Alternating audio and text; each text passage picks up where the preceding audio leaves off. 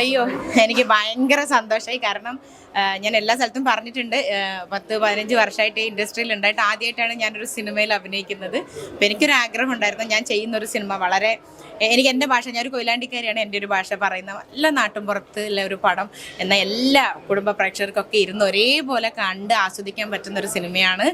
ഭയങ്കര സന്തോഷമായി. എൻ്റെ ആഗ്രഹം പോലെ തന്നെ ഞങ്ങളുടെ ഒരുപാട് ആൾക്കാരുണ്ടായിരുന്നു, കണ്ടവരൊക്കെ ഇതാണ് പറഞ്ഞത്, കുടുംബ പ്രേക്ഷകർക്ക് നമുക്ക് ഇരുന്ന് 1-2 പേരൊക്കെ പറഞ്ഞ് സത്യനന്ദിക്കാടിൻ്റെ പടം കാണുന്ന പോലെ ഉണ്ടായിരുന്നു എന്ന് പറഞ്ഞ് അതൊരു വലിയ അതുപോലെ ഉണ്ടോ ഇല്ലേ എന്നുള്ളതല്ല, അങ്ങനെ ഒരു അപ്രിസിയേഷൻ കിട്ടുക എന്ന് പറയുന്നത് ഞങ്ങളുടെ പടത്തിന് ഏറ്റവും വലിയ വിജയമായിട്ട് കാണുന്നു. അപ്പോൾ എന്തായാലും നിങ്ങളെല്ലാവരും പടം കാണണം. ഞാൻ ഭയങ്കര ഹാപ്പിയാണ്. പാട്ടും ഡാൻസും ഒക്കെ ഗംഭീരമായിട്ടുണ്ട്. ഇതിൽ അഭിനയിച്ച ഓരോരുത്തരും വളരെ നാച്ചുറലായിട്ട് അഭിനയിച്ചിട്ടുണ്ട്. അയ്യോ, എനിക്ക് ഭയങ്കര സന്തോഷമായി. കാരണം എന്താ വെച്ചാൽ സത്യം പറഞ്ഞാൽ ഞാൻ വീട്ടിൽ പോലൊരു നൈറ്റ് ഇടാത്ത ഒരാളാണ്. അപ്പോൾ ഇതൊരു നാട്ടിൻപുറത്താണ്, തീരെ മേക്കപ്പ് ഇട്ടിട്ടില്ല. ഇങ്ങനെയുള്ള ഒരുപാട് ഗുണങ്ങളുണ്ട് നൈറ്റിയൊക്കെ ഇട്ട്. സാധാരണ നമ്മുടെ പണ്ടത്തെ മോഡൽ പൈപ്പിൽ നിന്ന് വെള്ളമൊക്കെ എടുക്കുന്നത്. പിന്നെ എനിക്ക് ഏറ്റവും ഇഷ്ടപ്പെട്ട നല്ല സ്ക്രിപ്റ്റിങ്. കാരണം ഓരോന്നും ഞങ്ങളുടെ നാട്ടിലൊക്കെ ഇപ്പം ഒരു പൊതിച്ചോറ് കൊണ്ട് കഴിഞ്ഞാൽ അല്ലെങ്കിൽ ഒരു കല്യാണം കഴിഞ്ഞ് ഞാൻ ഏരിയയിൽ എല്ലാവർക്കും കൊടുക്കും. ഇത് അതുപോലെ ഭയങ്കരമായിട്ട് നമുക്ക്, എനിക്ക് തോന്നുന്നു ഏറ്റവും കൂടുതൽ ഇത് സാധാരണക്കാർക്ക് കണ്ടാലായിരിക്കും ഏറ്റവും കൂടുതൽ ഇഷ്ടപ്പെടാൻ പോകുന്നത്. പിന്നെ ഈ പറഞ്ഞതുപോലെ എൻ്റെ ക്യാരക്ടറായാലും ഞാനൊരു ഡാൻസ് ടീച്ചറൊക്കെയാണ്. അപ്പോൾ അല്ലെങ്കിൽ ആ നാട്ടിലെ ഏറ്റവും വലിയ സുന്ദരി ഞാനാണെന്നുള്ളൊരു അഹങ്കാരം എനിക്കുണ്ട്. അത് നായിക വരുമ്പോഴത്തേക്കും മാറും. അപ്പം സാധാരണ ഒരു നാട്ടിൻപുറത്ത് എന്തൊക്കെ കുശുമ്പുകൾ ഒരു പെണ്ണിനുണ്ടാവോ അതൊക്കെ ഇതിൽ വളരെ മനോഹരമായിട്ട് കാണിച്ചിട്ടുണ്ട്. അപ്പോൾ എന്തായാലും ഇനിയും ഇതുപോലത്തെ, ഞാൻ ശരിക്കും പറയണമെങ്കിൽ പടത്തിലൊന്നും അഭിനയിക്കില്ല എന്നൊക്കെ പറഞ്ഞ് മാറി നിൽക്കുകയായിരുന്നു. പക്ഷേ ഈ ഒരൊറ്റ പടം കാരണം ഉറപ്പായിട്ടും ഞാൻ ഇനി പടം ചെയ്യുമെന്ന് തീരുമാനിച്ചു. അമ്മൂമ്മയുടെ റോളൊക്കെ എങ്ങനെയുണ്ടായിരുന്നു? അയ്യോ, അമ്മൂമ്മ പൊളിച്ചു. അമ്മൂമ്മയുടെ ഒരു കാര്യം എന്ന് പറയുകയാണെങ്കിൽ, നമ്മളൊരു സ്ത്രീകളെ നോക്കി എന്തെങ്കിലും ഒരു കമന്റ് പറയുകയാണെങ്കിൽ ഇന്ന് നമുക്ക് പെട്ടെന്ന് അതൊരു ഫീൽ ചെയ്യും, അയ്യോ നമുക്ക് അതൊരു വിഷമ അല്ലെങ്കിൽ ഒരു ചമ്മലൊക്കെ ആയിട്ട്. പക്ഷേ ഇതെനിക്ക് ഇഷ്ടപ്പെട്ട മുത്തശ്ശി ഇതിലൊരു നല്ല കൗണ്ടർ എന്നെ പറ്റി അടിക്കുന്നുണ്ട്. സത്യം പറയുന്നത് നമുക്ക് ഒരു വൾഗാറ്റില്ല, പെട്ടെന്ന് ഞാൻ പോലും അയ്യോ എന്ന് പറയണ വെച്ചാൽ. അപ്പോൾ അവർ അത്ര ഹ്യൂമർ സെൻസോട് കൂടിയാണ് അത് പറഞ്ഞിരിക്കുന്നത്. പിന്നെ ഈ അച്ഛമ്മേൻ്റെ കൂടെ അഭിനയിക്കാൻ പറ്റിയതിന് ഏറ്റവും വലിയ ഭാഗ്യമായിട്ട് കരുതുന്നു. കാരണം ഇത്രയും പ്രായമായിട്ട് അഭിനയിക്കാൻ നമുക്കൊക്കെ പറ്റും. ഡബ് ചെയ്യാന്ന് പറഞ്ഞാൽ വലിയ പടം. അപ്പോൾ വളരെ മനോഹരമായിട്ട് ഡബ് ചെയ്തിട്ടുണ്ട് എല്ലാവരും. മൊത്തത്തിൽ എന്താ പറയുക, അളിയനായിക്കോട്ടെ, പ്രശാന്ത് ആയിക്കോട്ടെ, നമ്മുടെ പ്രൊഡ്യൂസർ അളിയനായിട്ട് അല്ലെങ്കിൽ ചിത്ര ആയിക്കോട്ടെ, എല്ലാവരും ഒന്നിനൊന്നും മെച്ചം.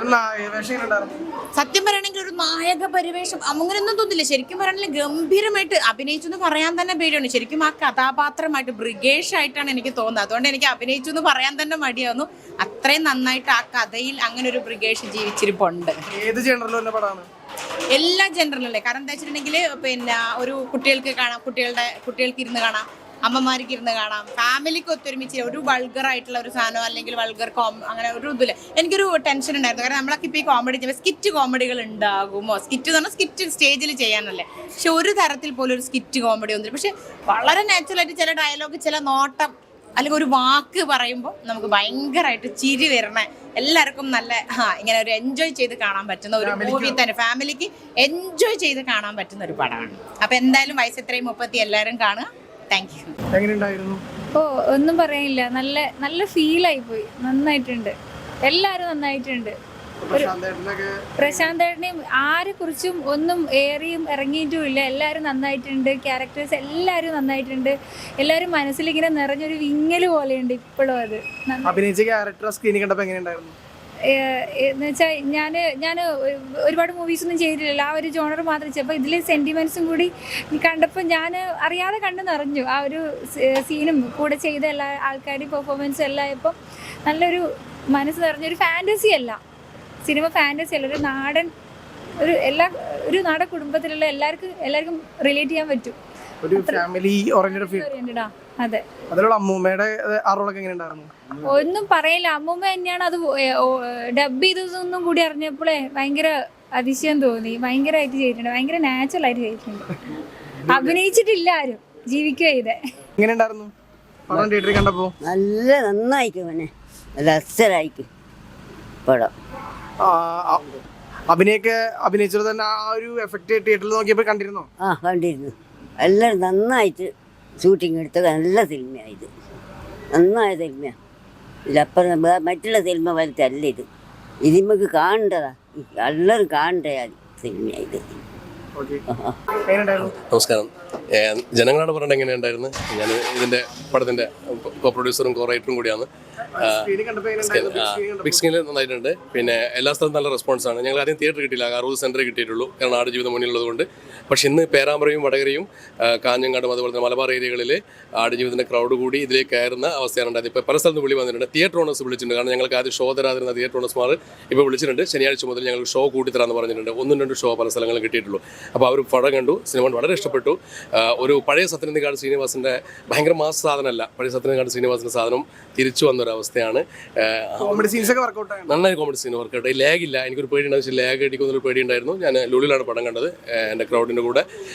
അതുപോലെ തന്നെ ഡയറക്ടർ കക്കട്ടിലാണ്. വടകര എൻ്റെ നാട്ടിലെ ഹൗസ്ഫുള്ളാണ്. രാമനാട്ടുകര ഇന്ന് ഓപ്പണിംഗ് ഷോ ആണ്. മലബാറിലെ ഏറ്റവും കുറച്ച് ക്രൗഡ് പോകുന്ന സ്ഥലമാണ്. ഓപ്പണിംഗ് ഷോ എന്ന് പറഞ്ഞ പുതിയ തിയേറ്ററിൽ കണ്ട അവിടെ ഹൗസ്ഫുള്ളാണ്.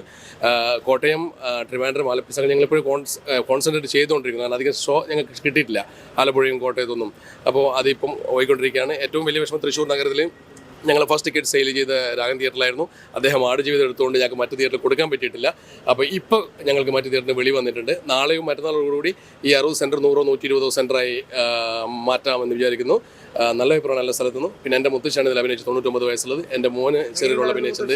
മുത്തശ്ശന് അസാധ്യമാണ്. ഞങ്ങൾ അടുത്ത പടത്തിൽ മെയിൻ റോളിലാണ് അഭിനയിക്കുന്നത്. ഇതിന് വേണ്ടിയിട്ടാണ്. പിന്നെ ഞങ്ങൾ PRO ഷെജിൻ ആണ് ഞങ്ങൾക്ക് ഇതൊക്കെ അറേഞ്ച് ചെയ്ത് തരുന്നത്. ഒരു മലബാർ പടം എല്ലാ സ്ഥലത്തും കയറി അടിക്കുക എന്ന് പറയുന്നത് വളരെ ഭാഗ്യമുള്ളൊരു കാര്യമാണ്. ബാക്കി നിങ്ങൾ മീഡിയാസ് നല്ല സപ്പോർട്ട് ചെയ്യണം, ജനങ്ങളെ എത്തിക്കാൻ വേണ്ടിയിട്ട്. അല്ലാതെ ഒരുമിച്ച് പറയാനില്ല. പടം വന്ന് കാണുക എന്നിട്ട് പോകാൻ സന്തോഷം.